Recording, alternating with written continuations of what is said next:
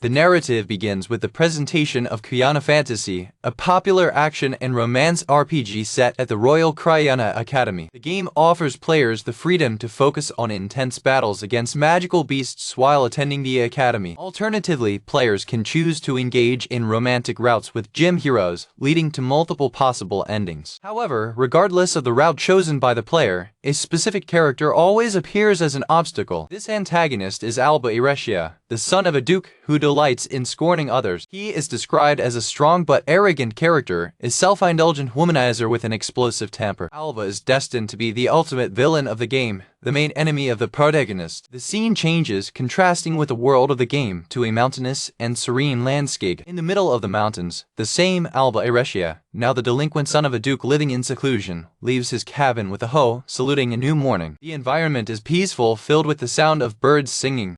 The peace of nature surrounds him as he begins his day plowing the fields, immersed in his thoughts. Small forest animals are also part of the quiet landscape. While working, he reflects that it has been 3 years, a thought that reveals his great secret. He is, in fact, someone who has reincarnated into Alba's body. In a flashback of 3 years ago, in Duke Iresia's mansion, the protagonist wakes up confused in Alba's body, recognizing neither the environment nor his own reflection in the mirror. The grand mansion of the Iresia family is the setting of his Southern Asian. Slowly, fragments of memory return, and he remembers a specific game he used to play. He recalls that Kyana Fantasy is a juvenile fantasy game set at the Kyana Royal Academy, where a villain is guaranteed to stand in the way of the player. This villain is unequivocally Alba, who antagonizes the protagonist and the heroes. On certain routes of the game, he acts like a rival, trying to steal the affection of heroine. On other occasions, your path is even darker. He can succumb to evil and become the destroyer of his own academy. His gaze is filled with malice and corrupt power. No matter the route or the player's choices, Alba was destined to be the final villain. His acts of villainy were a constant throughout the game. He manifested himself as a force of inevitable destruction. The memory of the protagonist about the game is incomplete, as he never completed all the routes. However, he remembers Alba vividly due to her annoying persistence. Looking at his reflection, the terrible truth strikes him. He reincarnated as Alba. A single, overwhelming conclusion dominates your confused mind. Perception hits you hard. Your panicking mind can only come up with one answer. The answer is Alba is bound to die. His death is a scripted event, occurring either in a duel with the protagonist for a heroine or as punishment for his bad actions. No matter what path you take in the game, Alba's death banner is inevitable. He refuses to passively accept this fate. The idea of waiting for his own death without understanding the reason for his reincarnation is unbearable. Although he does not know how to change destiny, he decides for the only logical action that occurs to him: run away. Their escape is discovered when the maids find their room empty. He escapes in the middle of the night, taking all the valuables he can carry, determined to escape his destiny, and survives selling the goods to live a quiet life in the field. Back to the present, 3 years later, he lives a simple life in the mountains. Although inconvenient compared to his previous life, it is a quiet retirement full of work. Above all, he's happy to be alive. In those 3 years, he changed his appearance by dyeing and cutting his hair and bought a small cabin to live in isolation. His peace is interrupted when a female voice calls him, apologizing for waking up late. He realizes the goddess of destiny won't let him get away so easily and greets the girl named Celia. Celia Margaret, with a smile, returns her greeting. She's one of the heroes of the game. She gives you a letter. He, joking, suggests that she eats it if it's about her debts, aware that she is one of the game's potential love interests. Celia scolds him playfully, saying she's not a goat. Your answer makes you laugh. He caresses her head tenderly. The gesture makes her happy, but he knows that, for her own safety, she should not be involved with her. He reiterates to himself that he must keep his distance. The reason is clear. Celia is one of the characters who can activate her death banner. She is the saint, a rare and famous figure blessed by the goddess with healing powers and the ability to predict disasters. The story of how a saint ended up involved with him dates back 6 months earlier. At that time, he lived alone, adapting to life in the mountains. Because he was the same world as the game, he already had familiarity with local vegetables, which facilitated the beginning of his life as a farmer, something he was grateful for. He suspected that his family was not looking for him, which was a relief to his concerns. However, he found that the people of the city treated him as if he were dead. As his family did not deny the rumors, he concluded that they hated him too. Finishing his harvest work, he's lazy. Suddenly, a distant sound draws your attention. Birds fly in the sky. He identifies sound as a cry from the mountains. A carriage is being attacked. The guards of Santa are quickly eliminated as they send her away, leaving her alone and surrounded. Celia is trapped by the murderers, trembling with fear. As one of the attackers approaches the final blow, she screams desperately. Before the blade hits it, a lightning striker explodes. The speed of the event shocks both Celia and the other killers. Alba comes out of the flash, declaring that, although you don't know what's going on, you shouldn't make girls cry. As he turns to Santa, he feels that her face is familiar, and she also seems to recognize him. The realization hits him. He remembers her, one of the game's heroes. He is deeply disturbed. The reason he isolated himself in the mountains was to avoid offending any of the main characters, but fate found him. While he ponders how the goddess of destiny will not let him escape, the remaining assassins jump to attack him. Celia screams at him to escape. However, he decides that once contact has been made, there is no avoiding it. He conjures lightning and defeats the attackers easily. Celia is shocked to witness the defeat of all murderers in a single blue flash. Ever since he isolated himself, he has relentlessly trained to master the magic of this world. Although he knows it's a gambling world, he feels guilty about taking other people's lives, realizing that it could have the same end as them. Their determination to resist their destiny with all their forces is renewed. After the battle, he approaches the saint. He asks if she's okay. He already knows the answer, seeing his dead companions around. He apologizes for not being able to save her guards. In response, it collapses emotionally. Falling to her knees, she confesses she can't take it anymore. Her duty as a saint forces her to travel on pilgrimage, but she is always targeted, and today's attack was the last straw. She explains that, as a saint, she holds the second most powerful position in the church, which makes her a constant target for those who covet her power or see her as an obstacle. The constant sacrifice of innocence to protect her is a burden she can no longer bear. Alba reflects that if she saw this on a game screen, it would just be the background story of a character, but seeing the young woman crying in front of you makes everything real. This is reality, not fiction. Her tears are not pixels. She is real, and her only desire is to be no longer afraid and live a normal life. He watches her, feeling the weight of her pain. The mountainous scenery witnesses the encounter of two troubled destinations. He gently caresses her head to comfort her. With a warm smile and no hesitation, he invites her to his home. Surprised by this sudden offer, she stares at him, speechless. He realizes that his approach was very direct, but the words came out before he could think. He is not dealing with the game character. He is dealing with a human being. He says that although she does not fully understand her situation, she can see how hard she has been working and deserves a rest. He feels for her words that she is human, just like him. He believes that resting enough to smile is more important than working so hard to cry. He knows she also wishes to escape her fate. He advises her that if her fate makes her cry, she should simply flee. He reaches out, offering a way out. He sees her as someone who, like him, wishes to rebel against his destiny. He offers her a refuge, inviting her to flee with him. Your look is sincere and determined. He knows he shouldn't go near someone connected to his death flags, but with tears of relief, she accepts the offer, asking to go with him. He can't help thinking he'd rather see her smile than cry. 6 months later, the smile on her face proves it was worth it. A smile goes a lot better with her than tears. After regaining heart, Celia sent a letter to her father, the Pope, and received the answer. Alba asks what the letter says. She hugs him suddenly. Excited, she asks if he'll stay with her. He watches her for a moment. With a smile, he reassures her, saying that as he saved her, he is responsible for her until the end.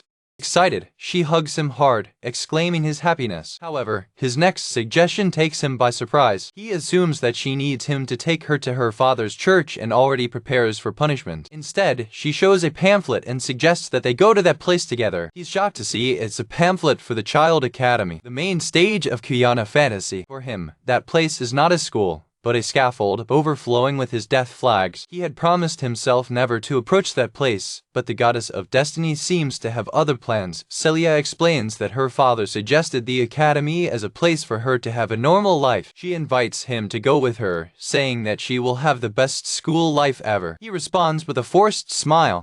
Inside, he's screaming in protest because he doesn't want to go to the gym at all. Despite her efforts to live a peaceful life in the mountains, Alba finds herself in a carriage on the way to the Krina Academy, the epicenter of all her death banners. Inside the vehicle, Celia points enthusiastically to the good of the academy. he in turn could barely disguise the nervousness Candace that he is being dragged back to the fate he has tried so hard to avoid. The urban landscape of the real capital unfolds before them, a scenario very different from the mountainous seclusion to which he became accustomed. Noting his paleness, the young woman asks if he is feeling well. He disconverses, attributing his unease to his simple seasickness of the journey. Concerned, Santa offers his lap as a pillow so he can rest, a gesture of affection he knows he should avoid. With a tense smile, he thanks and refuses the offer, trying to keep a safe distance from her. In his thoughts, he reflects that he cannot blame her for her situation, for Celia Margaret completely ignores the danger that awaits him. The vision of the academy reminds him that his death banners are intrinsically linked to the game's heroines, and Celia, the girl next to you, is one of those heroes, a key piece in her potential tragic end. The narrative returns to a previous moment in the hut, where he wonders why he agreed to accompany her to such a dangerous place. The answer was in a correspondence she had received. Celia gives him a letter from her father, the Pope, which was addressed specifically to him. The sender was none other than the founder of the Church of the Goddess, a figure whose power and authority rivaled those of the King of Krina himself. By holding the letter, he feels a chill, aware that he has been harboring the daughter of one of the most powerful men in the world. He feared that the letter contained an angry threat, a divine punishment for his actions. However, as you start reading, your expression changes from fear to surprise. The young woman observes him, curious by his unexpected reaction. The content of the letter was not condemnation, but apology and deep gratitude. The scene is divided between reading the letter and the memory of Celia in her refuge in the mountains. The Pope explained that her daughter's fate had been sealed since birth, when she received the grace of the goddess and miraculous powers that forced her to dedicate herself to divine teachings. From an early age, she traveled on pilgrimages throughout the kingdom. His mission was to visit the faithful of the goddess. The journey was often arduous and dangerous, crossing difficult mountains and terrain. Regardless of the dangers, she persisted in her sacred duty. She led salvation to multitudes of devotees who cried out for her help. Her father reflects that she never complained, fulfilling her duty with unwavering devotion. With a smile, young Celia always claimed that it was her duty as a saint, something that filled her father with gratitude. However, the Pope now realizes his own foolishness. He never noticed that her smile was a mask to hide her true and suffering feelings. Behind the forced facade, there were tears not shed. He understands that his daughter was like a lost sheep, crying inside and longing for salvation. His only wish was to have a normal life, far from the weight of his destiny. The Pope recognizes that Alba was the one who saved her. He sees you as his daughter's savior. In the letter, the religious leader expresses his deepest gratitude, believing that Alba saved not only Celia's life, but also her soul. He claims that, as a father, he wishes to support his beloved daughter's dream of achieving the normal life she so longs for. With humility, he invites the boy to laugh at that old sinner. With a determined look, the reincarnated youth responds in his thoughts that will not laugh. He tells Celia that her father is a wonderful man, and she, confused but happy, agrees with a smile. The reading continues, but a new excerpt makes Alba moan of boredom, awakening the curiosity of the girl. The letter reveals the Pope's true request, that Alba attends the Children's Academy alongside Celia. The site is described as an elite institution, bringing together the most talented faithful of the goddess and offering an unparalleled education. His expression becomes tense when processing the requests. He relates to the young woman the desire of her father. The Pope believes that there she can finally live the life she wants. The religious leader expresses that his mind would be at peace knowing that someone as strong as the boy, who defeated murders alone, would be on her side. He also claims to be sure that Celia herself wishes to remain with her savior. The camera moves away, showing the vastness of the challenge before them. Realizing his disturbed expression, Celia reassures him, saying with a sincere smile that she doesn't mind going to the gym alone. He, however, sees through the facade. He understands that that smile is the same one that deceived his father for years, perfectly hiding his true intentions and desires. In an attempt to dissuade her, he argues that the academy is a dangerous place, full of arrogant and malicious people. He warns her about the countless men who will no doubt try to seduce a pretty, naive girl like her. In a high tone, he asks if she still wants to go. She listens to your concerns carefully. She calls him by name, understanding his protective intent. With optimism, she responds that, despite the dangers, she is sure that she will also meet many friends. He tries another tactic, warning her that he will waste all his free time with studies in which he has no interest. She counters with enthusiasm, explaining that, having studied only the Bible, she is eager to learn new things. He insists that an unknown place will exhaust her, but she declares herself excited to explore a new environment. Her smile is contagious and determined. Defeated by his persistence, he also smiles. After a brief pause, he finally gives in and agrees to go with her. Excited, Celia hugs him hard. Although he knows that he is walking into danger, he decides to face his destiny, because he firmly believes that a smile combines much more with her face than a sad expression. Celia thanks the goddess for her guidance, which irritates Alba, who feels that the same deity is directing him to his death. A dark suspicion arises in his mind. Would it have been the goddess who brought him into this world in the first place? His reflection is interrupted by another passage of the letter that makes him tremble. Noting his reaction, Celia asks if he changed his mind, but he denies it nervously, haunted by the postscriptum. The end of the letter contains one last wish from her father. The message is a direct and threatening order: "Don't you dare make my daughter cry. I'm sorry." And so, without any other choice, he leaves with her toward his scaffold. They finally reach their destination, the Creative Academy. As they disembark from the carriage, they both marvel at the magnitude of the building. For Alba, the Academy is much more imposing and real than the image he saw on the screen of a game. The way to the entrance is flanked by imposing statues, such as that of a legendary hero. Another statue depicts the figure of the goddess, whom Celia serves. A third statue represents a sacred beast, a unicorn. Celia admires the sculptures, but Alba feels a chill, making sure that each is linked to events of the game that he cannot remember. He reminds her of using her alias, Al, inside the walls of the academy. She readily apologizes and corrects herself. The divine power seems to bless the place, but for him, it only foretells danger. To avoid being recognized and triggered his death bears, he adopted the identity of Al, the learner of the Sacred Night, a disguise provided by the Pope himself. The young woman comments, still unbelieving, about the fact that he fled home and was considered dead by his own family. She reassures him, saying that if problems arise, your father's power will crush them. The statement makes him realize once again how fearsome the Pope's influence is. In spite of everything, he focuses on his plan to avoid anyone connected to his destiny. Frustrated by his failed memory of the game, all of a sudden, crowd screams, "Get your attention!" A group of students surrounds them, shocked and excited to recognize Celia, the famous saint. The couple are caught by sudden attention. In an instant, a crowd forms around Celia, pushing Alba to the side. He realizes that her fame is a problem he didn't see coming. Surrounded by all sides, with strangers shouting sanctity, the young woman begins to panic, closing her eyes in chaos. All she wants is the normal life she came for. A flash of blue lightning cuts through the air, stunning the crowd.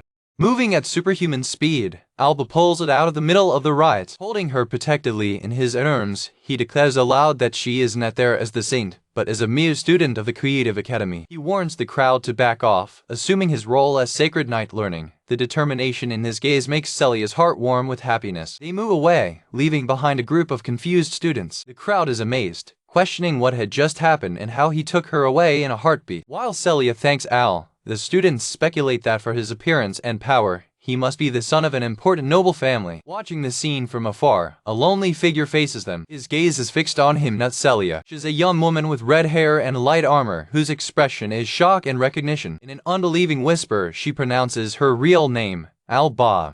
In front of the imposing Creative Academy, Celia calls with enthusiasm for Alba, eager to get their uniforms. Despite being prepared, the boy freezes as he enters the place because the reality of being on the stage of his fateful destiny shakes him deeply. His rigid posture and tense expression reveal the whirlwind of emotions that consume him. He vividly recalls the image of the villain he is destined to be, a malevolent and condemned figure. The premise of the game echoes in his mind. It is in the academy that Alba Irecio will find its ruin. Mastered by anxiety, his fist closes with strength, trembling before the inevitable. Realizing her hesitation, the young saint approaches and, with a delicate gesture, takes her hand. Your touch is kind and comforting, an anchor in the midst of your anguish. With a radiant smile, she reassures him, telling him not to be afraid, for she is at his side. Her words dispel part of his tension, and he smiles back, feeling pathetic for being consoled by the person he was supposed to protect.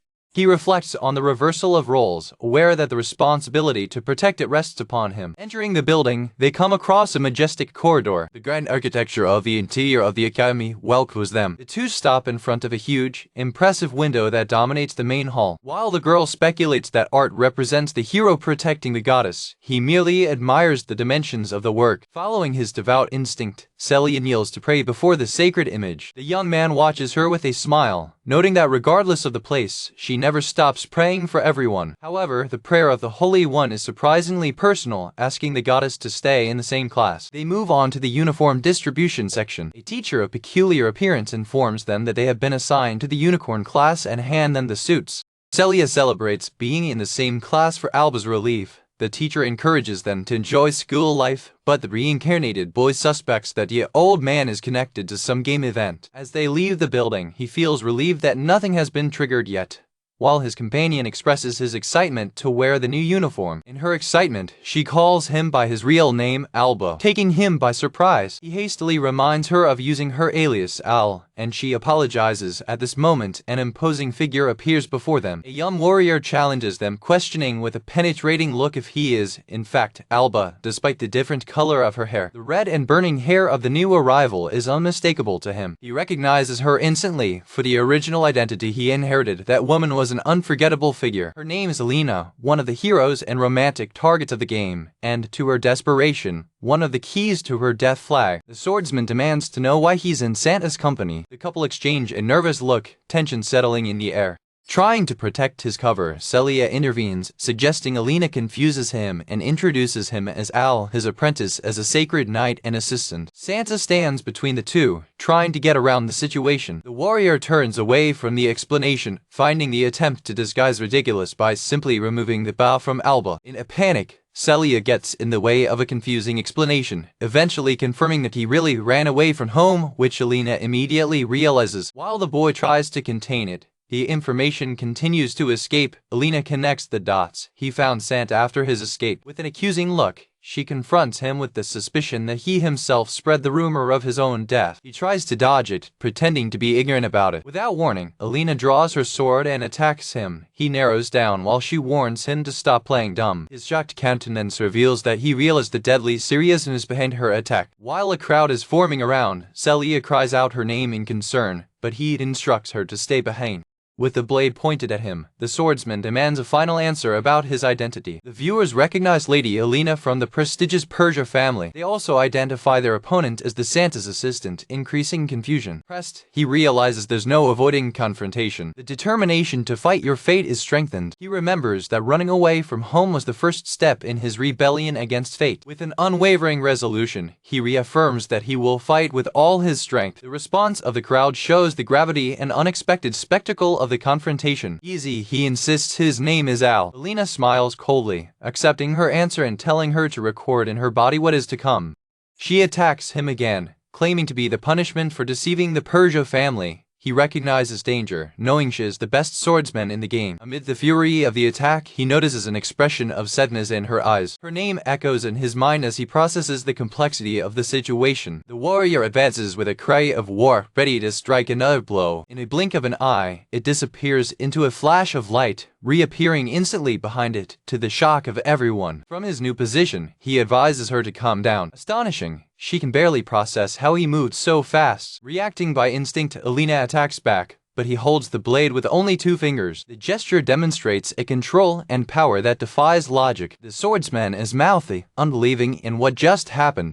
The crowd, including Celia, shares the same amazement, witnessing an apparently impossible feat. He faces her with a confident smile, revealing the true extent of her magical power. In a flashback, he recalls his studies on magic, learning about elementary affinities and the need to harmonize with nature. He remembers how, even in the game, he studied the weaknesses of enemies, applying this logic to their new reality. His practice began with an effort to feel the world around him. Concentrating his mind, he endeavored to harmonize with the energy of nature. Gradually, he began to feel a subtle feeling, something beyond the 5 conventional senses. This feeling manifested itself as its natural attribute, lightning. During the first year of his exile, he dedicated himself to maintaining and improving this connection. In the second year, his training intensified, sharpening his ability. His concentration became absolute, focused solely on mastering his power. After 3 years of relentless practice, he finally mastered magic, able to handle it freely. His dominion allowed him to transform his entire body into energy. He could now move like lightning, crossing vast distances in an instant. He delights in this incredible skill, a power perfectly suited to the strongest villain of the game. Back to the present, he asks Selena to listen to him, but she refuses to listen to more nonsense. He apologizes, acknowledging that she probably hates the Owl of the past, but he affirms that now he is just Owl. His words hit her, and she reacts with an explosion of emotion, but before she can answer, he disappears again. The viewers are shocked when they realize that Santa is missing too. The crowd shouts, unbelieving, that he has disappeared once again.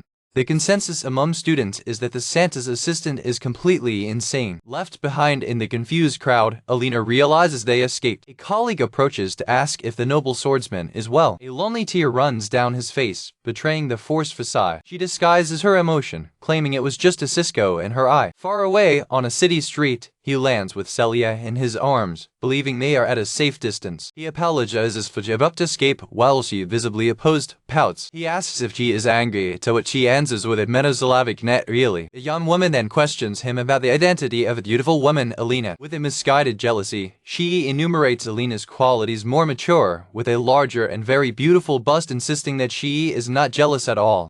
He watches her, perceiving the truth behind her words. Unable to contain himself, he bursts into a laugh, confusing her. With a warm smile, he calls her a terrible liar, which makes her uncomfortable. He suggests you proceed to the house her father prepared, but she denies it with her head. Astutely, she imposes a condition. Only if he carries her in his arms all the way, he accepts the challenge with good humor. While walking with the saint in his arms, the reincarnated boy concludes that his life in the Creative Academy will be, from the beginning, full of problems. Upon arriving at the house prepared by Celia's father in the royal capital, they both marvel at the grandeur of the residence, much larger than the cabin in the mountains. While Alba watches the surroundings, the young woman points enthusiastically to a special detail. She discovers a garden, animated by the possibility of cultivating her own vegetables, as they did in her refuge. The boy is deeply impressed by the extravagance, considering the privileged location in the heart of the capital. It reflects that a two-story house with its own garden in such a noble area must have an exorbitant cost. The panoramic view of the neighborhood confirms how valuable the property is, a gift worthy of Santa's father. When entering the residence, they find a well-furnished and spacious interior. The house plan reveals that both will have separate rooms on the second floor, ensuring your privacy. Sitting in his new room, the reincarnated young man admits to himself that the house is, in fact, very good. During a conversation, he questions about the money for expenses, but Celia replies that she received nothing. She explains that her father instructed her to earn her own living if she wanted to live an ordinary life. The boy smiles, approving the Pope's attitude to encourage his daughter's independence rather than simply spoiling her. However, the young woman adds that her father promised to help her financially if things got difficult, which leads her companion to conclude that he is still very indulgent. Concerned about the lack of funds, he decides to seek work immediately, but Celia interrupts him. Their financial situation is precarious, symbolized by an empty wallet. With a confident smile, she declares that she will be the provider of the house, surprising him. The saint reveals that her father already got her a job in the church, to the amazement of her guardian. The narrative explains one of Celia's divine blessings, the audit of the oracle, which allows us to predict disasters through the voice of the goddess. Moreover, it is revealed that, as part of her work, she receives a portion of the donations made by the faithful. Another of his gifts is the power of healing, a high-level magic capable of healing any wound or disease, attracting multitudes of believers. He assumes she took the job with the pure intention of helping people. However, he begins to question the true reason behind the arduous pilgrimages she has faced since childhood. He suspects someone greedy in the church orchestrated everything, taking advantage of her presence to attract massive donations. Realizing her dark expression, the young woman asks what afflicts him, while he bitterly concludes that the saint is, for the church, a true mine of gold. He quickly disguises his thoughts, assuring him it's nothing. Insisting that she will also work not to burden her, Santa questions her decision. He explains that letting a girl bear all the expenses is a blow to her pride as a man, but she argues that because they live together, it's okay. With a teaching tone, he counsels her to keep such devotion to her future husband. Hit by the comment, Celia reacts angrily, hitting comical blows on his head. His anger quickly turns into sadness, and tears spring into his eyes. The boy is shocked and speechless when he sees her cry. Hurt, she turns around and leaves the room, declaring that she doesn't care about him anymore and that he can do whatever he wants. She announces she'll be dining alone, leaving him behind. The door closes with a knock, sealing the discussion. Later, lying in his bed, he reflects on what happened, convinced that he did not say anything wrong. Night falls on the royal capital. He remembers that at the moment, he is only her companion and that his destiny is intertwined with someone else. His mind turns to Yuris, the true protagonist of Kriana Fantasy, a beautiful hero and master of both sword and magic. In the game, all heroines, including Celia, are destined to fall in love with Yuris. He concludes that when that happens, there will be no reason for him to stand by her. A flashback transports him back to his cabin in the mountains 3 months ago. He remembers the day he took her in, making sure she could stay as long as she wanted. At that time, he reminded her that she was not the saint, but just a normal girl. The memory of her radiant smile when she hears those words is still alive in her memory. They spent their days working together in the fields, harvesting fresh vegetables. He introduced her to the Gomen bath he had built, a novelty for her. He also taught her to cook, despite her initial difficulties. At night, they walked under the starry sky, feeling captivated by the immensity of the universe. For the first time in his new life, he felt truly relaxed, and her presence was the cause. Back at the present, he admits to himself that he would lie if he said he wouldn't miss her when they split up.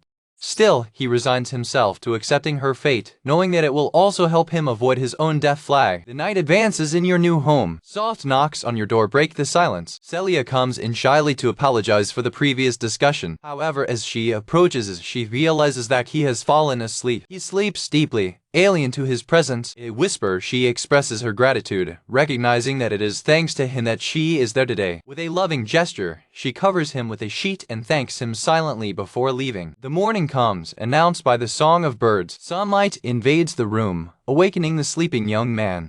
He sits in bed, still sleepy. Yawning, he wonders at what point of the night he ended up falling asleep. On the table, he finds a hamburger and a note from Celia, apologizing and informing that he has already left for his church duties. A grateful smile appears on your face as you read the affectionate message. Without hesitation, he begins to devour the hamburger left by her. He delights in the familiar taste, reflecting with humor that the existence of hamburgers in this world can only be because it is, after all, a world of gambling. With Celia already working to make money, he feels motivated and determined to do the same, leaving for the city. Its destiny is the imposing Guild of Adventurers, a central place to get work in the kingdom. The guild acts as an intermediary, managing and assigning a wide range of works, from simple deliveries to the extermination of magical beasts.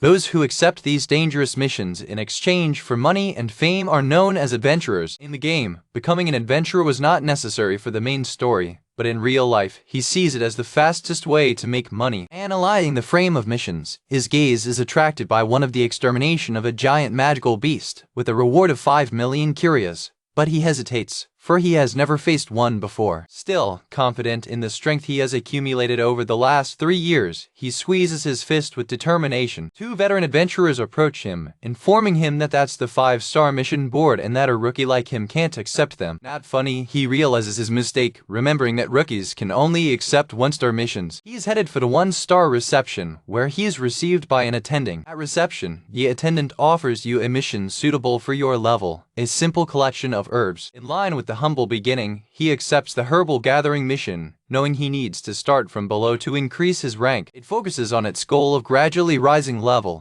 As a carriage ride to the western forest would be expensive, he decides to save money and run. It positions itself and, in an instant, shoots at a stunning speed. Moving like lightning, it becomes a blur of light to the viewers, faster than any vehicle. Meanwhile, 2 gym students, a boy and a girl, walk around the capital complaining about the high cost of living. Despite the difficulties, they agree that it is a privilege to be able to study at the Children's Academy, even though they are commoners. Suddenly, Alba's blur of light passes through them at incredible speed. The girl gets scared, thinking it was just a sudden gust of wind. The boy, however, realizes that it was something more and murmuring incredible, impressed by what he saw. Curious, the girl asks him what the problem is. The boy is revealed as Yuris, the protagonist of the game, accompanied by a young woman with colored hair. He disconverses, saying it is nothing and calls it by name, Alice, as they continue their way. At a certain distance, the boy reincarnated to abruptly on his way. Yuris and Alice continue their conversation about shopping other than the observer. The young man with white hair for he was not the only one to notice the presence of the other. He also recognized Yuris. His expression is of pure shock when faced with the protagonist of the game. The former villain faces the figure that poses the greatest threat to his future. On the other side, the hero of the game, Yuris, continues his day, not knowing that his intended nemesis watches him closely.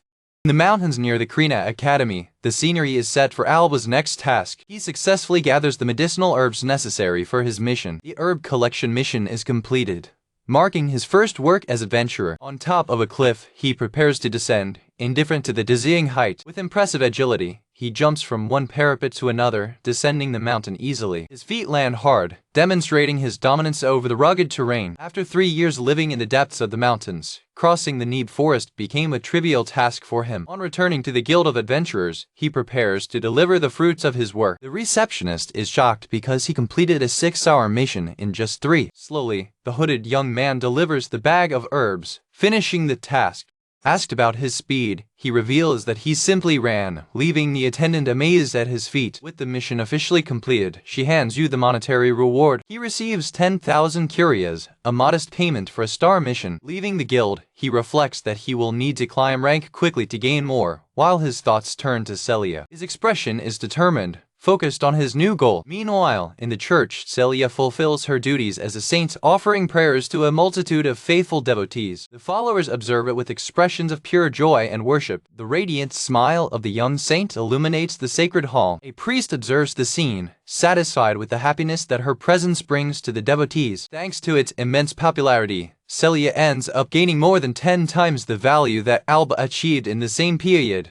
Later, in the capital, the reincarnated boy delights in a bowl of smoking ramen. He enjoys the meal, amazed at the fact that even ramen shops exist in this world. While eating, he remembers that the capital is also home to the Iresian duchy, the home of his original family. The mansion of his old family appears in his mind. Having fled soon after reincarnating, his relatives are practically strangers to him. He ponders that, as they have never denied the rumors of his death, they certainly do not have much appreciation for him. Finishing his meal, he prepares to return to the streets. Unlike its refuge in the mountains, the capital is full of people who can recognize it. He needs to stay alert to avoid unwanted encounters, like Alina. On leaving this store, he reinforces his determination not to let down his guard, for any carelessness can trigger a death flag. The tranquility of the day is suddenly broken.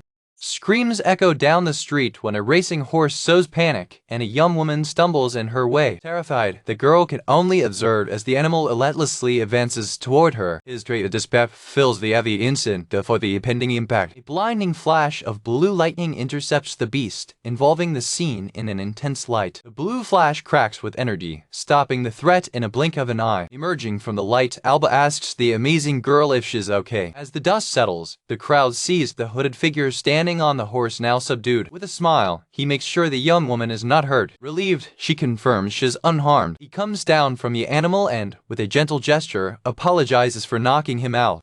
The girl expresses her immense gratitude for being saved. However, she comments that her face looks familiar, which puts him on alert. While the crowd bursts into applause, the spectators celebrate their heroic act, amazed at their courage and power. Acting on impulse, he rebukes himself for having drawn so much attention and quickly pulls the hood to hide his face. He fears that if he continues to stand out, his true identity as Alba Iresia will inevitably be discovered. Right now, a group of knights are enough to investigate the confusion. Their leader, an imposing man, questions the cause of the riot. The young woman rescued immediately identifies him as Duke Roy Iresia for Alba's shock. Roy, in turn, recognizes the girl as Mina of the Lupica Baronia, whom he met in his succession ceremony. While Mina explains that the hooded man saved her, Alba sues the terrible truth. The new Duke Iresia is her older brother. Peg settles and Yumandas reveals the gravity of the situation. The Duke expresses his gratitude to the anonymous savior, both in charge of public order and as a friend of the Lupica family. Alba remains silent, knowing that she cannot, under any circumstances, allow her brother to discover her identity. Alba's lack of response intrigues Roy, who questions whether he is being ignored or simply rude. The Duke's gaze is narrow, suspicious. Trying to avoid it, the reincarnated young man whispers an excuse and tries to walk away. To his horror,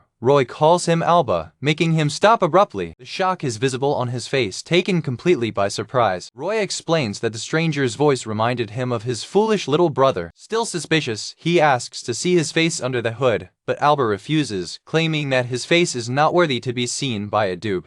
Roy's eyes are fixed on him, suspicion growing every second. With an authoritarian voice, the nobleman severely commands him to show his face. The tension on sight is palpable, with Alba's fate hanging by a thread. Suddenly, a female voice calls him Al, and Alina appears to intervene in the situation. The unexpected arrival of the swordsman surprises him even more. Mina watches the newcomer with curiosity. Roy immediately recognizes the noble of the Persian family. The knights observe the interaction between the nobles. Elena greets Roy politely, taking control of the scene. Alba finds herself trapped behind him, his brother who wants him dead, in front of him, his former bride who despises him. Panic takes over him when he realizes he's surrounded by two people who know his true self. He faces Elena, the tiger in front of him. He feels the look of Roy, the wolf on his back, and he desperately wonders what to do. When Roy asks if she knows the man, Elena lies naturally, stating that Al is her friend, a squire in training. Confused with her help, he listens while she invents she came looking for him because he was late for their date. She adds that helping the needy and being late is typical of a knight in formation. He stares at her, questioning internally why his ex-bride is protecting him. Roy questions the claim, and Alina insists that she would never confuse Alba with someone else. With a calculating look, she plays her final card, reminding everyone that, besides being his fiancée, Alba is supposedly dead. His eyes meet those of his brother in a moment of silent evaluation.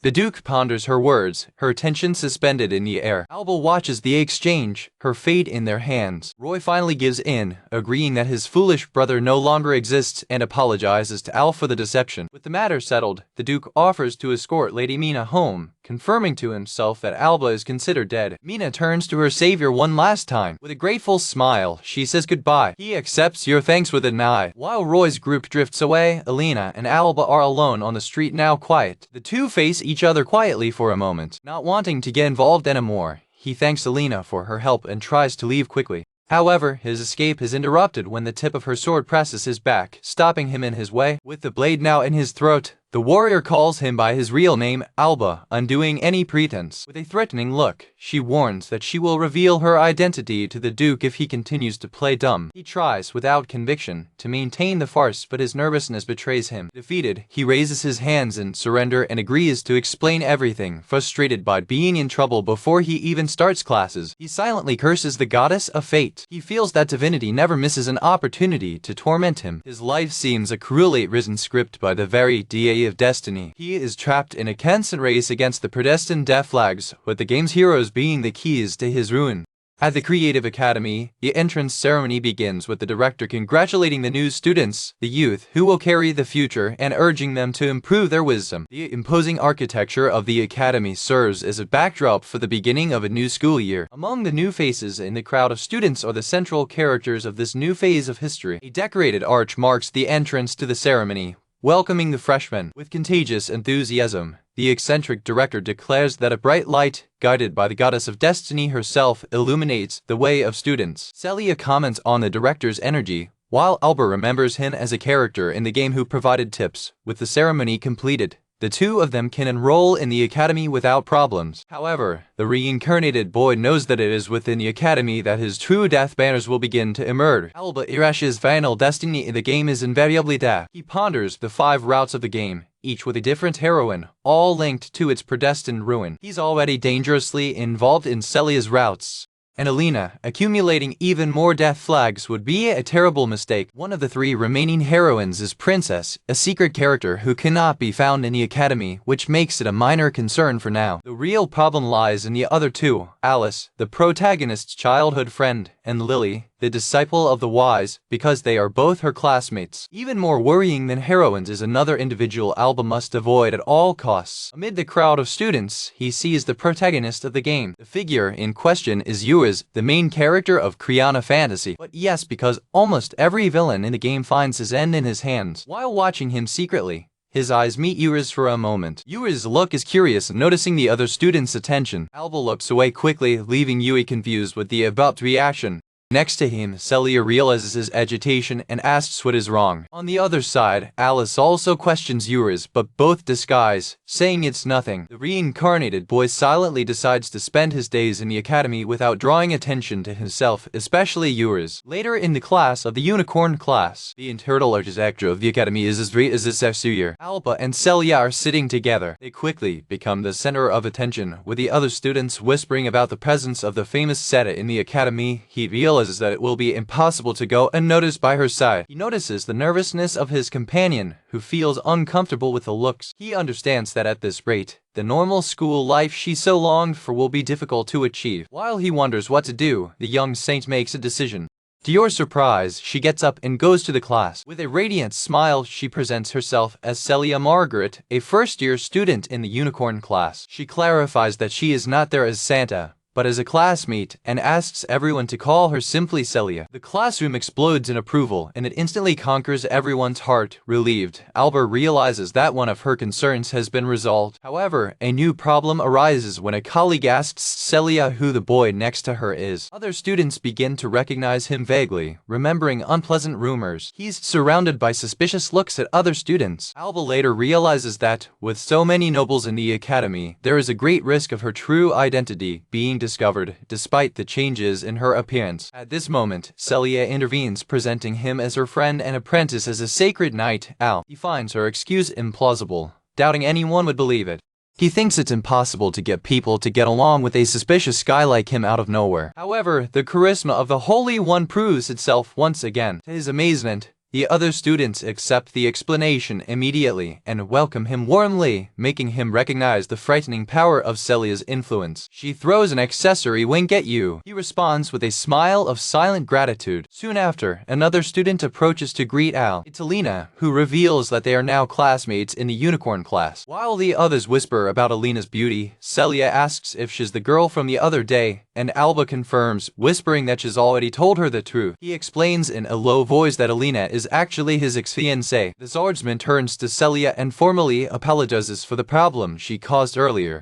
Santa's got her mouth open with the revelation. The news that he had a pride makes her completely shocked and submerged in confusion. A flashback shows Alba and Elena talking on a terrace overlooking the city. In that conversation, Elena questions him about his escape from home. He confirms that he abandoned his previous life to be reborn as a new person. He refrains from mentioning her reincarnation, knowing that she would not believe it. He also fears that revealing the truth about death banners is incomprehensible to her. The conversation seen from 3 years ago continues. Alina recalls that at the time, her family received a letter breaking the engagement amid rumors that he had disappeared, died, or been murdered. When he asks if she also hated him, the warrior admits that her family was thrilled to get rid of a delinquent. She describes him as a despicable womanizer she considered killing several times, which terrifies him. However, she pauses and confesses something unexpected. She admits that when she thought he was dead, she started crying, making him surprised. The confession reminds her of a moment of her childhood. A young Alina cried after her father criticized her personality and sword style for being very masculine. A young Alba asks her why she cries. He told her that it did not matter if she acted as a man or woman, because you're Alina, and that alone is enough. Words that made her happy. Remembering that, she admits she didn't hate him back then. The revelation shocks him, because this facet of the original Alba was never mentioned in the game, making him question whether he was really such a bad person. Alina notes that he seems to have been reborn for real, now being the Santa's bodyguard and taking the risk to stop a horse in a hurry. She whispers that he's become the way he was before, making him confused. She then asks what he plans to do at the academy, where many nobles hate him. He replies that he just hopes his identity won't be exposed. Surprising him, the noble swordswoman offers her help to keep her secret. Relieved and grateful, he thanks her with a sincere smile. Thank you. Alina blushes lightly with her reaction. She then reveals her condition. In return, he must also help her. His task is to deal with the endless queue of suitors who harass her since the engagement was broken, a proposal that shocks him for going against his plan to be discreet. Back in the present in the classroom, Alba reminds Alina of her promise, and she replies that he should not forget yours. Watching the exchange, Celia's mind is filled with questions about the promise and the ex-briefed. Santo approaches Alina to intervene in the conversation. Firmly, Celia reminds the swordsman that they are classmates and insists on being called by their first name. Alina agrees with a smile and asks for the same courtesy in return. To Celia's surprise, Alina greets her with a caress on her head. Celia repays the gesture, and the two get along instantly. Both are delighted with each other's beauty and cuteness. The young saint then turned to Alba, asking why he kept his connection with Alina a secret. He tries to explain himself, but she refuses to accept the apology and pouts, which amuses the noble warrior. The scene is interrupted by another student who mocks Alba for being with a flower in each hand, calling him a mere learner of a sacred knight. The newcomer looks at the group with an arrogant smile. He bags, saying that the fact that Alba doesn't know who he is just proves how hilly he is. Alina identifies him to Alba as Walby, Count Walget's eldest son. With a meaningful look, she informs Alba that Walby is one of the people she wants him to help her with.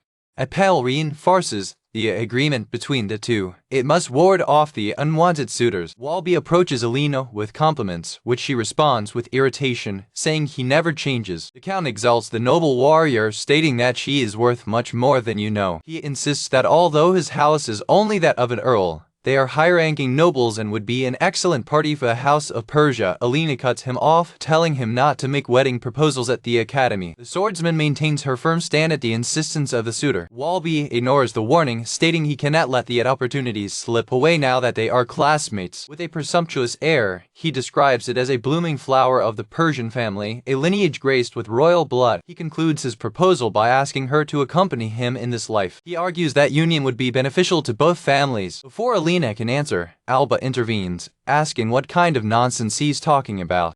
In his mind, Alba admits that she is acting not only to fulfill her promise to Alina, but also for her own disgust with people like Walby. He openly states that Walby is not suitable for her. With a firm look, Alba claims that Walby does not understand at all the value of the person named Alina. The bold statement leaves the arrogant noble completely stunned. The other students observe the scene in shock. Alba's words echo his childhood encounter when he defended her similarly. Celia watches with admiration, happy that Al has manifested itself. His words touch Alina deeply, which faces him with a wave of emotion. Infuriated, Walby screams that the affront to Walget House honor is unforgivable. In a dramatic gesture, he casts a handkerchief in the air, screaming for Alba to accept it.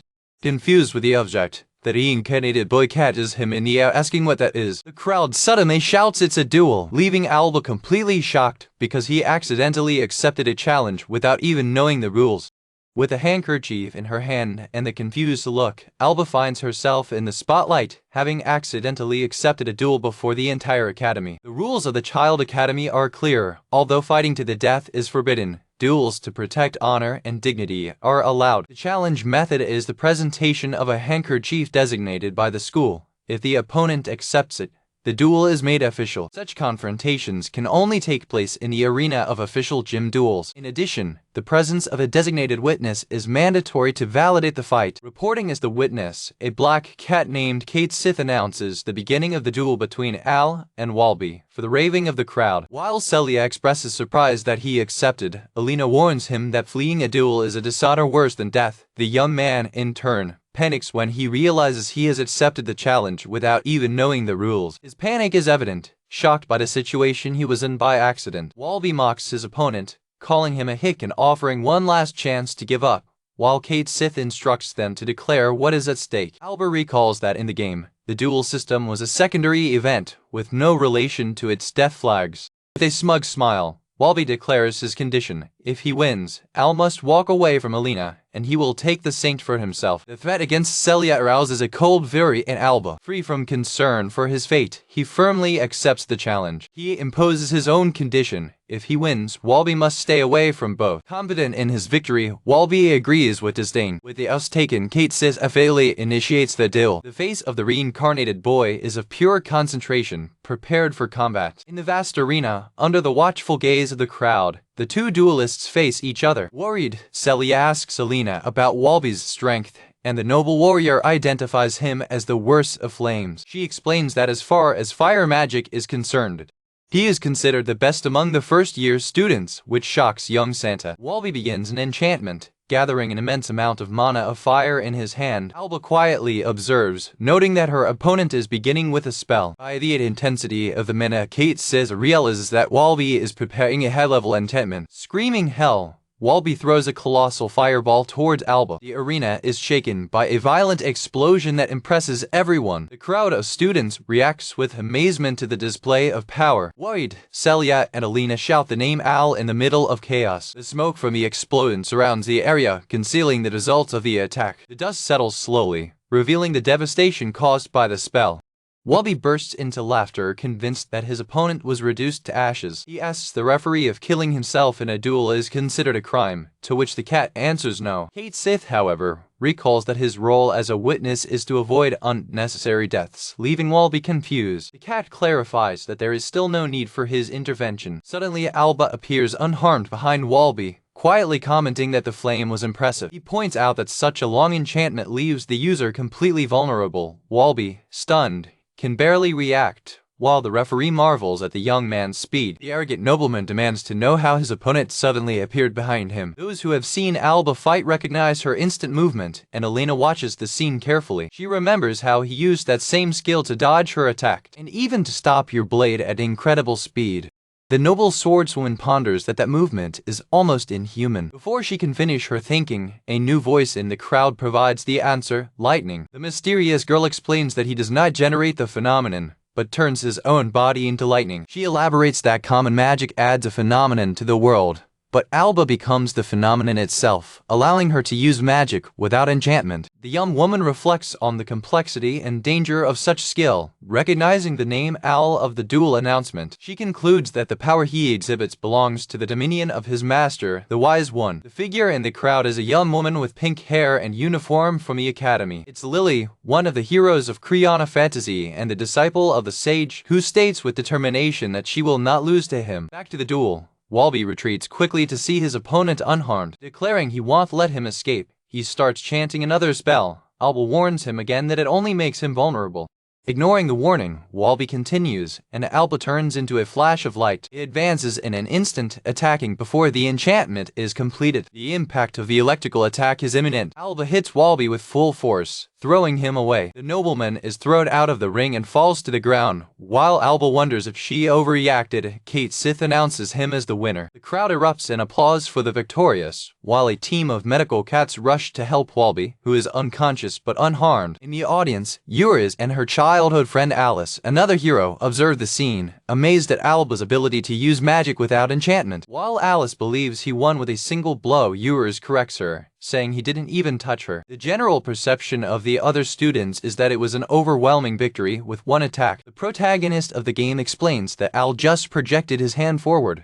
He details that Alba approached and stopped her movement before making physical contact. However, the superhuman velocity of the gesture created a massive shock wave, which is what threw his opponent out of the arena. The explanation makes Alice even more impressed by the feat of Al. Euris confirms the incredible display of power. Alice notes that Euris is also extraordinary for having been able to perceive and analyze such a fast movement. For most viewers, all that was seen was a mere flash of blue light. The visual perception of most students was not able to follow the action. However, Euris, the protagonist, was able to see and understand every detail of the movement. Curious, Alice asks if he would win in a fight against Al, since he was able to follow his movements. He ponders that just seeing something does not guarantee the ability to react. Alice insists, asking if that means he would lose. Euris expresses his thought to Alice with a determined look. His profile stands out against the background while he considers the issue. He disconverses, saying there's no need for them to fight. However, he concludes with confidence that if Al brought suffering to someone he cherishes, he would not lose. After the duel, Alba is welcomed by Celia and Alina. Celia commends him for his strength, while Alina expresses her surprise at the level of her power. Asked how he acquired such skill, he replies that he trained hard during his time in the mountains. He keeps to himself the secret of the original Alba's natural talent. In his thoughts, he reflects that in the game Alba was a character with the potential to become the final boss. With serious training, he could become the strongest character, able to overcome even the protagonist. This finding reinforces your confidence in your own strength. Alina notes that for someone who hated the effort, he became a completely different person. He reaffirms that he is reborn. Celia asks if her former version was really so terrible, and the noble warrior confirms, describing it as scum. Despite the description, the young saint claims that, for her, he's the most wonderful person there is, making him blush. She hugs him with affection, and he reminds her of using her alias at the academy. He worries about overreacting, but Celia makes sure that anyone who bothers Alina deserves to be thrown away. She promises to cure him with her power if anything happens, and he calls her a reliable saint. Watching them, Alina thanks Al for fighting the duel for her. He reminds her that he made a promise. With a determined smile, he reaffirms that he promised to save her. The statement makes the noble warrior blush and agree timidly. Alba believes that everything is fine, because the duel did not trigger any death flags, but her perception proves naive. Without his understanding, fate continued to advance, gathering all the key figures of the plot. One by one, the main players of fate are being dragged to the stage.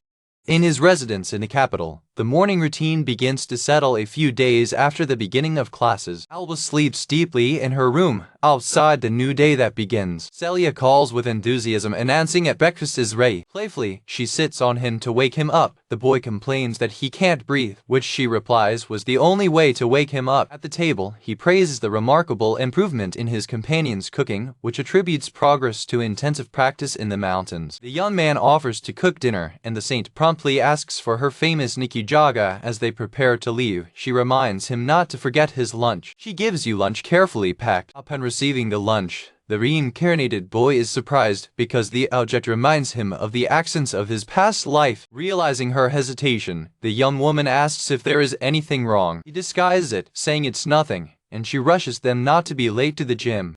On her way to school, the girl comments on how much fun she finds classes, while her guardian admits to finding them difficult. When they reach the gym gates, they find Alina and greet her. During class, he reflects on how his school life has been surprisingly peaceful. Since the duel on the first day, no death flag has emerged. While the teacher asks a question, Alina responds brilliantly, and Celia quietly scolds him for not paying attention. In the corridors, the other students avoid him, completely terrified by his demonstration of power in the duel. He considers that, thanks to this, he has managed to stay away from any situation that may lead to his ruin. However, despite the security that loneliness affords him, he cannot help but feel a little lonely. The bell rings, announcing the beginning of the lunch break. In the cafeteria, Alina approaches Celia for lunch together and asks for the whereabouts of Al. The young saint complains, unbelieving, that he devoured his lunch alone even before the break began.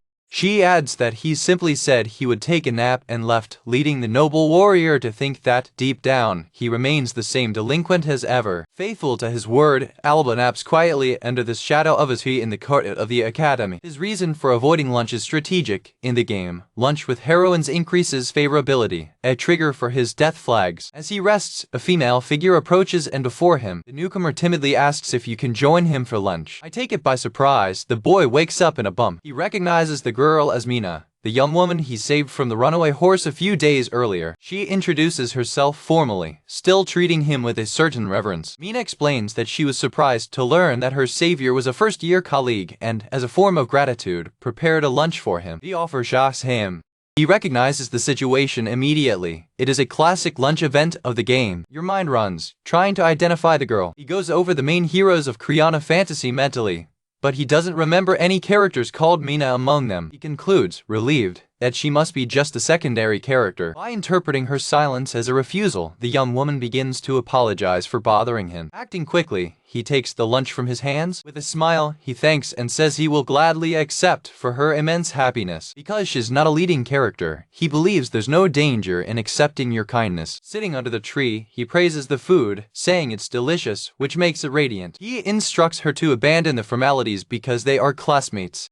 She agrees, blushing lightly, and calls it just Al. He warns her that getting close to him can have social consequences as the other students avoid it. With that surprising determination, Mina claims that it was her decision and that she doesn't care about anyone else's opinion. The boy is impressed by his willpower and sincere gaze. She adds, with a smile, that there are benefits in her friendship. Kidding, she suggests that if you're friends, maybe he'll save you again in the future, which makes you laugh. Entering the joke, he promises with a big smile that will do everything in his power to help her. A cutting voice interrupts the moment, asking if they are having fun, which scares them. Celia comes up with a forced smile and a threatening aura, questioning why he's flirting with another girl after refusing to have lunch with her. Vividly intimidated, Mina announces she needs to go back to the room, confusing him. He desperately tries to explain that it's a misunderstanding. The young woman says goodbye to Celia with a hasty reverence and retires. The three of you are in an awkward silence for a moment before Mina walks away. On leaving, the girl recognizes Celia as the saint, revealing the real reason for her sudden departure. Alone with Santa, he explains that the girl was Mina, a classmate he helped in town. He adds that she belongs to Baronia Lupica, a family Alina also knows. The young woman comments that, being a colleague, Mina will probably attend the next event, an observation that strikes her as lightning when she remembers what is coming. His mind displays a screen of the game, announcing the first big event of Kriana Fantasy, the Youth Tour. The event serves as a tutorial where students must fight weak magical beasts in the Neeb forest while collecting herbs. However, for him,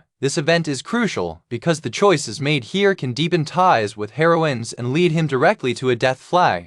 A few days later, students arrive at the Neeb forest for the tour. Celia expresses her nervousness, but he reassures her. The Neeb forest scenario extends before them, a test site for freshmen. Alina also intervenes to calm the young saint, ensuring that she will be there to protect her. A teacher takes the lead, instructing students to follow him. With overconfidence, the teacher assures everyone that he would not lose to a mere magical beast. Knowing the script of the game, the reincarnated boy knows that the teacher's smile will soon disappear and recalls the 4 possible routes of the event. The first option is to rescue and heal the students alongside Celia. The second is to fight the magical beasts together with Alina. The third involves the rescue of Alice, the childhood friend of the protagonist, who is lost. The fourth and last option is linked to Lily, although the details escape her memory. He knows that any of these routes, the protagonist's users will inevitably appear. Your choice must be extremely careful not to cross the hero's path. The tour begins with the students spreading through the forest. Celia and her friends explore nature. Meanwhile, Elena demonstrates her sword skills, easily defeating several monsters and impressing colleagues. In another part, Eurus and Alice walk and talk carelessly. Isolated, Lily takes the time to read a book. The teacher guides his group, asking caution when entering the habitat of the beasts. Suddenly, the teacher stops, feeling a subtle tremor and a strange presence in the air. Before you can react, a horde of magical beasts appears in an overwhelming stampede, making you panic. Chaos set in, while the students flee terrified. Alina tries to maintain order, Lily feels an anomalous presence, Alice separates from Eurus and the hero draws her sword. Watching the scene, Alba confirms to herself that the main event began, the great disband of the demon beasts. Amid the chaos of the stampede, the teacher boldly instructs the students to retreat to a safe place, declaring that he will act as bait to attract the magical beasts. Alba observes the scene unfolding exactly as in the game, confirming to himself that the event of the great demon beast disband began. The horde of monsters advances fiercely, spreading panic among students. While Alina takes the lead, trying to organize her colleagues, the reincarnated boy analyzes the situation, aware that each of her actions can strengthen her ties with the heroines and bring her closer to her tragic end. He reflects that the closer he approaches the protagonists, the closer he gets to his own destruction, a destiny he must avoid at any cost. With a cold determination, he decides which way to go. His choice is to follow the original script of the villain Alba, abandon everyone and flee the forest to save his own skin. While Celia and her friends flee, one of them is brutally attacked by a bear-like monster. In desperation, the young woman screams for Alba, drawing the creature's attention to herself. In a blink of an eye, like lightning, the young man appears and drives the beast away with a powerful kick, saving his companion. Relieved to see you, she calls your name. After defeating the monster, he insists that Celia leave the forest immediately. She appreciates it, but refuses it on.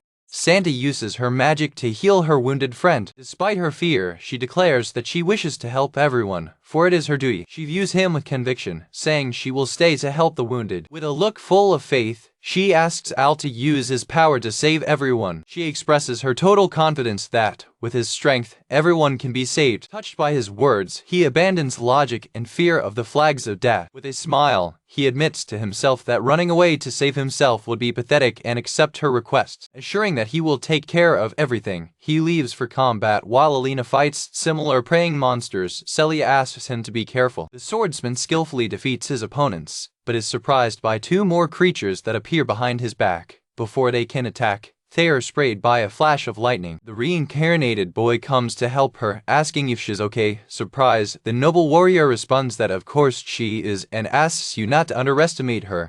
With a blink of an eye, he says he knows very well how skilled she is. The compliment makes her blush slightly. He warns her about the danger of overconfidence, and she agrees. He informs that he will move into the forest and entrusted the protection of the area, to which the warrior agrees, asking him also to be careful. Advancing, the young man annihilates the beasts in his path, remembering that the event in the game ends with the defeat of the boss in the deepest part of the forest. He cares because this event should be for beginners, with low-level monsters. However, the creatures you encounter are much stronger, the kind that appears in the middle of the game. He suspects that the scenario is shifting from the original due to his actions, which have altered the course of history. Upon reaching the deepest part of the forest, he encounters the final chief. To his amazement, the chief also changed. Now she is a chimera, a demonic beast with 3 heads. He remembers fighting this monster in the game and knows he's much stronger than a tutorial boss when he suddenly hears a cry for help. He sees that a student was captured by the serpent tail of the creature. For his even greater shock, he recognizes the girl arrested. It is Alice, the protagonist's childhood friend. She explains that she was lost and eventually captured, confirming her identity as one of the main heroes. Even though she's a walking death flag, he can't abandon her. With determination, he promises to save her immediately. He advances and strikes a powerful lightning strike. Chimera deflects from the attack and counterattacks with a puff of fire. He's surprised to see that his attack didn't take effect. Lightning magic doesn't seem to work. Avoiding the flames, he hears Alice scream that Chimera's shape keeps changing. It explains that the creature alternates between 2 phases, one in which it is strong against magic and weak to physical attacks, and the other with inverted weaknesses. The young woman clarifies that, as he used lightning magic, Chimera is currently in the immune phase of magic. With that information, he finally understands why he had so much trouble with this boss in the game. He recalls that in the game, Chimera could only be defeated with the cooperation of allies who combine physical and magical attacks. Decided, he uses his speed to approach. After dissipating the magical energy, he prepares to strike a purely physical attack. He punches the lion's head right in. Chimera mocks him, saying that a cannon punch is useless and that a human can never beat it.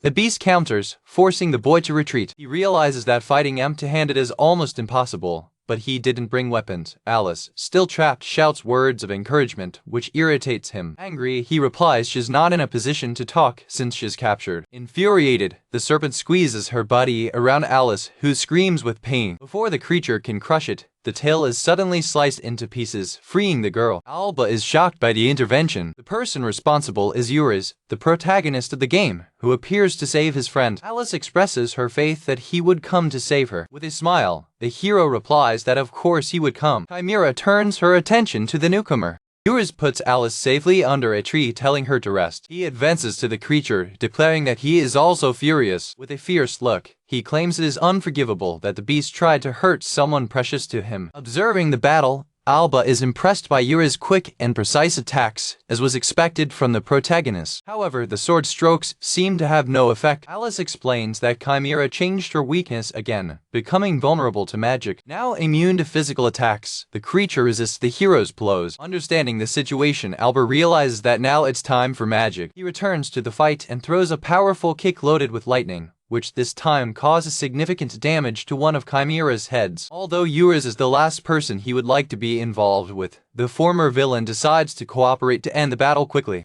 He declares that he will help the protagonist for Alice's enthusiasm, who observes the formation of the duo. While Chimera roars, Yuri asks Alba what the plan is. The former villain answers that there is only one thing to do, and the hero agrees, both preparing to attack together. The unlikely pair advance simultaneously, with Alba channeling a lightning kick and Yuri preparing his sword for a coordinated attack against the beast. The first to attack is Alba, which delivers a powerful electric kick directly to Chimera's head. However, his attack proved ineffective, as the creature has already altered his magical resistance, frustrating the boy. The Chimera roars in challenge, unharmed by the electrical blow, confirming the change in its weaknesses. Taking advantage of the opening, Yuiz advances with his sword. The 2 young warriors agree to press the attack, alternating their blows to explore the creature's changing weaknesses. From a distance, Alice watches the battle, witnessing the perfect timing between the swordsman and the lightning wizard. She analyzes the team's strategy, realizing that Chimera cannot defend itself if she blocks Alba's magic. She is vulnerable to Yui's sword, and vice versa. With admiration, she concludes that the 2 form an invincible double, a perfect combination of physical and magical power. With Chimera defeated, Yuriz reflects on the frightening talent of her new ally, whose advanced magic turns her body into lightning. In a flash of power, Alba unleashes an electric shock wave, contributing to the overwhelming defeat of the demon beast. Alba, in turn, recognizes the hero's feat, whose movements and fencing are so fast that even his own speed of lightning cannot overcome them. With Chimera finally won, the battlefield calms down, and the three students gather. Eurus thanks Alba profusely for helping rescue Alice, who also expresses her gratitude. The reincarnated boy, however, minimizes his role in the fight. I take it by surprise by the question of how he knew their names. Alba invents a hurried excuse. He claims to be researching other strong students of his age, an explanation that Alice, although she thinks is childish, eventually accepts. Already aware of the answer, he asks if the two are childhood friends, and Eurus confirms that they grew up together in the same village. The protagonist of the game expresses her immense relief that she is safe. With a provocative smile, Alice asks if he was really so worried about her. Eurus answers sincerely that yes, because he considers her a younger sister. The hero's statement hovers in the air and Alba observes Alice's reaction. The young woman with glasses turns her face, visibly disappointed in the answer. His expression closes in a mixture of sadness and frustration. Murmuring to herself, she disdainfully repeats the words little sister. The former villain watches the scene, feeling the tension between the two childhood friends. In a fit of anger, Alice punches Eurus, exclaiming that she could also be the older sister, leading Alba to conclude that the hero has his own problems to deal with. Eurus suggests they return to the others, but Alba refuses, explaining that she belongs to a different group and will return alone. Despite his refusal, the hero and his friend insist that he accompany them at least part of the way, reminding him that they are now friends. They both try to convince him not to back off, but his decision is already made. He refuses firmly, claiming he hates to be dragged, while thinking to himself that he can no longer get involved with those walking death banners. Before they part, Eurus says goodbye with a smile, promising never to forget his kindness, which only increases Alba's internal conflict. As they drift away, the reincarnated boy reflects on his tragic fate of becoming mortal enemies, wishing the hero were not so kind. He waved goodbye, sealing the end of his brief and dangerous alliance. Alone again, he turns around, feeling that the ordeal is not yet over. His gaze is fixed on a point of the forest, his intuition on alert. He assesses it nearby,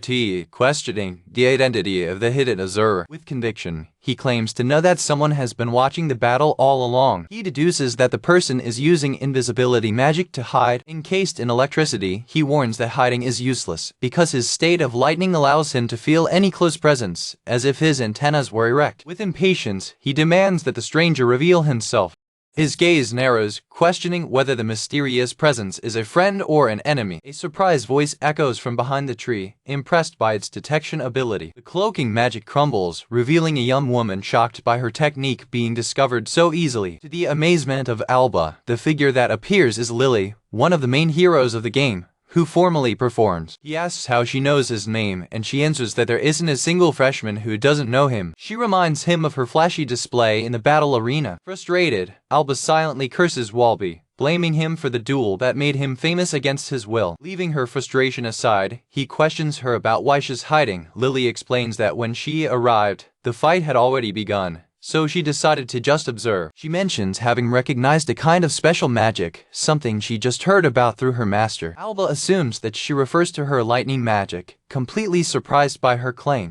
However, the young Manga corrects him, telling him to look at the defeated chimera. Before his eyes, the body of the beast begins to dissolve into a dark smoke, completely disappearing and leaving the boy in shock. Lily explains that the creature disappeared because it was a phenomenon transferred from another dimension, a manufactured copy whose magical energy dissipated. She cites the theory of the manufacture of interdimensional phenomena of magic studies. The complex explanation leaves Alba completely confused, and she repeats the name of the theory. Through a mental diagram, he understands that while creating frictional fire is a natural rule of the world, magic violates those rules. He understands the concept. An unknown magician used magic to create a copy of Chimera and manifested in this world. Alba concludes that the beast has disappeared because it is not real, and Lily confirms, adding that it is a special magic that ordinary people cannot use. The young Manga claims that most likely the targets of the attack were the students. The revelation reaches Alba, who realizes the gravity of the situation. A powerful wizard was behind everything. From a distant cliff, two hooded Madas observe the scene, surprises that a freshman has managed to defeat a chimera and recognize the power of the Creative Academy. One of them notes that such power is expected, since the Academy is one of the three great authorities alongside the royal family and the church. The leader, feeling her magical energy exhausted, informs her subordinate, Yoru, that she can no longer use magic. Back in the woods, Alba, now aware that the enemy has retreated, suggests that he and Lily retreat for now. On the cliff, the subordinate asks her milady if there will be another opportunity for the attack. The leader of the mysterious magician smiles enigmatically. With disdain, she tells Yoru to handle it alone. The subordinate responds that her powers are not suitable for group combat, and the two teleport away. Alba reflects on events, confirming her suspicion that the game scenario is dramatically changing, turning a tutorial event into a real attack. He wonders if these Beastmaker's wizards are connected to his destruction flag. With a dark determination, he swears not to have mercy if they become his enemies. Lily agrees that the enemy probably left the forest. When Alba prepares to leave, she stops him, asking who taught him how to use magic. I take it by surprise. The boy hesitates for a moment before responding. He calmly claims to be self-taught. The answer leaves the young Maga surprised and intrigued. His gaze becomes insightful, finding his existence fascinating. With an enigmatic smile, Lily declares she developed an interest in him. She says goodbye and leaves, leaving him behind in the clearing. Alba panics, realizing that, unintentionally, she deepened her relationship with another heroine, activating another death flag. Meanwhile, elsewhere in the forest, Celia uses her sacred powers to heal the injured student in the attack. Elena, protecting the group, notes that the remaining magical beasts are disappearing one by one. Next to her, Ewers and Alice realize that the stampede was someone's doing, now that the threat has ceased. Observing the scene, Lily releases a discreet and satisfied laugh. Angry, Alba realizes that she ended up getting involved and advancing the bands of destruction with all the heroines present. Despite the imminent danger to his future, he meets his friends. He walks back to the group. His silhouette stands out against the forest. Seeing that everyone is safe, a sense of relief momentarily overcomes his concern for his own destiny. Back at the Children's Academy, normalcy seems to have returned. In the director's office, the cat Kate Sith, named Tanakiro, reports that there were no victims in the attack. The director thanks you for the report and ponders the true target of the enemy, the freshman, or something completely different. His main concern lies in the unknown identity of the aggressors, a dark and powerful group. The principal's countenance becomes serious when he reflects on this new threat. The leader of the mysterious magician smiles, confident in their future plans. With determination, the director declares that whoever the enemies are, they should not underestimate the power of the academy and its students.